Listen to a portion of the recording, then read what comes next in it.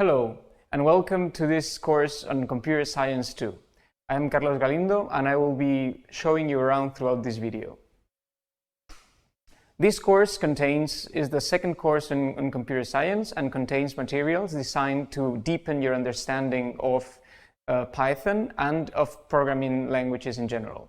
We will talk about object-oriented programming and how to encapsulate operations and values in a structured way. We will also talk about inheritance, input-output operations, exception handling, and data structures. If you complete this course, you'll be expected to have a medium level of Python programming, and you'll be able to perform many different tasks.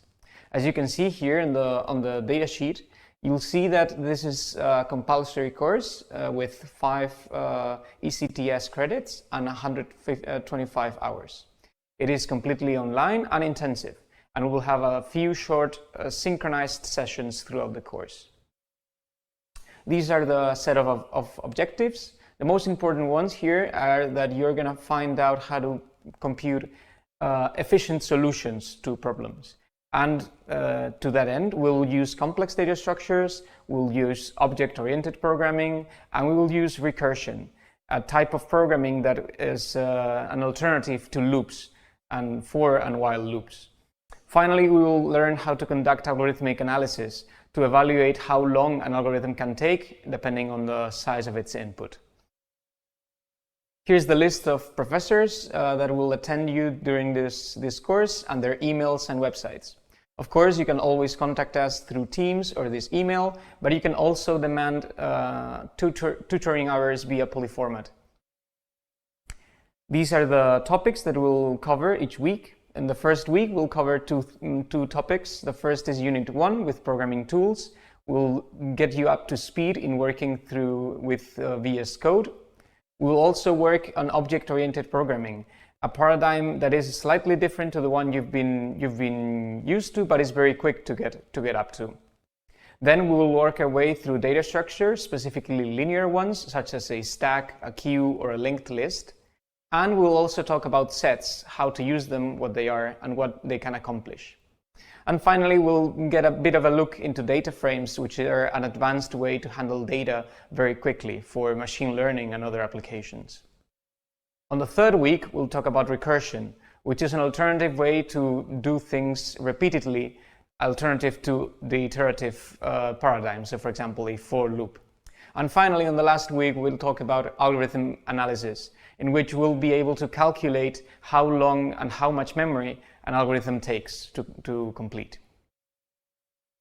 Here's the schedule. You'll see that the course runs from the 1st to the 26th of July. We have 4 weeks. Each week contains the theoretical contents. You can see those on Study of Contents.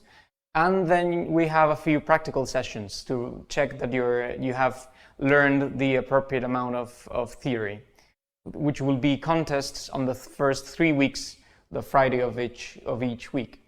You also have programming exercises, which are optional, but we strongly recommend you to complete.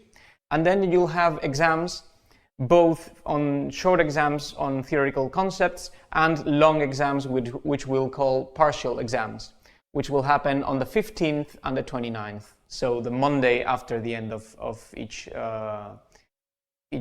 half of the month. Finally, you can also take a final exam to raise your grade or to retake any of the partial exams you may have missed or failed.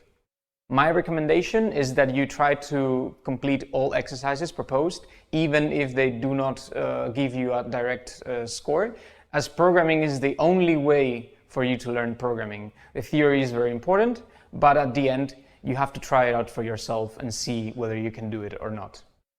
We will have programming sessions, as I mentioned. These are optional, but they will have an impact on your final score, so we do recommend you take them as well. All the resources for this course are available on Polit format, which is the platform here at the UPV where all the learning takes place. There's a lessons tab, and we will be publishing announcements and tasks, assignments, exams, all through this platform. You can also check the biography and the technical course regulations in case you have any doubts on that front. You can communicate with us via Polyformat. There's a forum feature, and there's also a messages feature, so you can send an email to all professors at once. And you can use your preferred Python IDE, although we recommend VS Code. We'll talk about that in a later video. You also have a virtual environment in which you can work and program. It's a Windows virtual desktop. You can access that through Polylabs, which you have the link for down here. And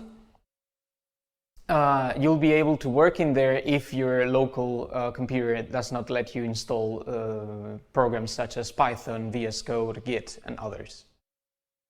Of course, this course is subject to the university's regulations, so be sure to check those. Your minimum requirements are that you have a laptop with a webcam and microphone to attend the online sessions, and the exams will be structured as online sessions and recorded.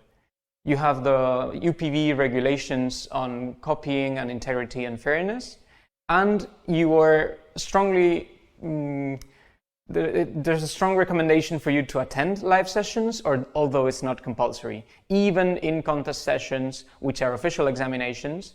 So we request your attendance, but you're of course free to skip them if you wish to. The development of the course will take place mostly non-synchronously, so you have a set of hours that you must work on your own, watching videos, studying the concepts we lay out, programming, completing exercises, completing the quizzes and exams we show. And there's also a few synchronous sessions in which we'll have 2 hours for exams. You can also request tuition, either in group or in private. And of course, we'll have the contest sessions, which will be synchronous. And this is, of course, the expected time you'll be required to study. So that may vary from student. These will be the methodology. We'll have first theoretical lessons on Polyformat. There's a lessons tab on your Polyformat site, and then you'll have online practical sessions, the student contests, which you will attend 3 times during this course, and you will have a full ranking for all students to see.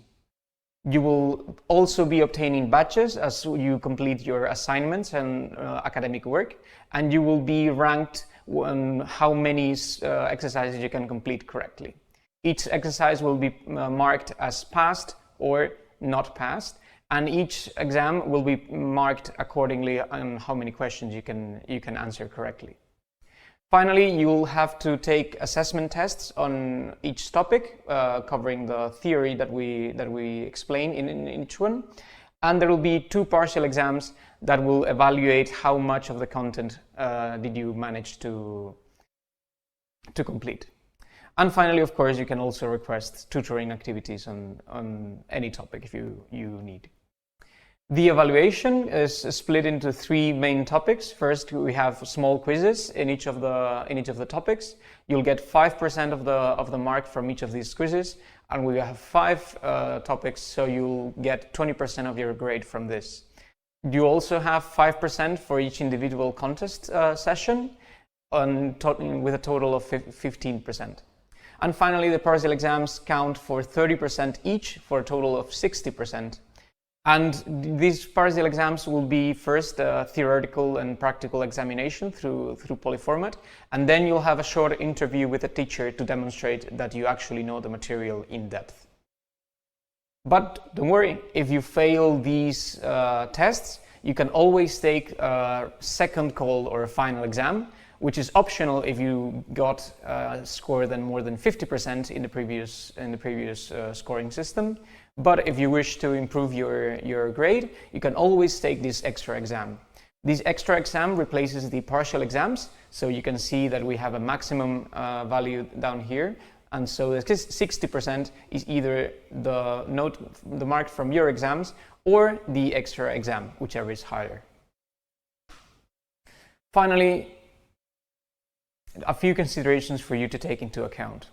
If you cannot attend an exam, you must tell us so before the exam begins, and we will try to reschedule or check whether you can take the exam at any other time. Otherwise, you will not be able to attend the exam and you'll have to go to the extra exam later. And we hope you enjoy this course and you learn Python through it. And we hope that you will become a better programmer by the end of it. I'll see you in the next video. Bye!